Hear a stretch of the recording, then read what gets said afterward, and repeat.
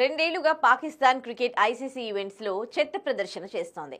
భారత్ వేదికగా జరిగిన 2023 one day world cup లో సెమీఫైనల్ కు అర్హత సాధించలేకపోయినా దాయాది జట్టు 2024 టీ20 వరల్డ్ కప్ లో కనీసం సూపర్ 8 దశకు చేరుకోలేకపోయింది. సొంత గడ్డపై ఇటీవల జరిగిన ఛాంపియన్స్ ట్రోఫీలో నిరాశే మిగిలింది. సొంత గడ్డపై ఒక్క విజయం లేకుండానే టోర్నీ ముగించింది. పాకిస్తాన్ జట్టుపై సర్వత్రా విమర్శలొస్తున్నాయి. ఆ దేశంలోని సొంత అభిమానులే పాకిస్తాన్ ఆట తీరుపై మండిపడుతున్నారు. తాజాగా మాజీ ఆటగాడు షాహిద్ అఫ్రిది పాకిస్తాన్ క్రికెట్ ఐసీయూలో ఉందని తన అభిప్రాయాన్ని చెప్పాడు. నిజం చెప్పాలంటే తప్పుడు నిర్ణయాల కారణంగా పాకిస్తాన్ క్రికెట్ ఐసీయూలో ఉందని బహిరంగంగా విమర్శించాడు.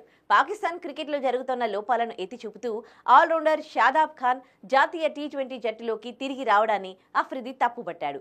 షాదాబ్ను సెలెక్ట్ చేయడమే కాకుండా అతనికి వైస్ కెప్టెన్సీ ఇవ్వడంపై తప్పుపట్టాడు. దేశవాళీ క్రికెట్ను ప్రాతిపదికగా తీసుకోకుండా షాదాబ్ ఖాన్ అసలు ఎలా ఎంపిక చేస్తారని ఫైర్ అయ్యాడు.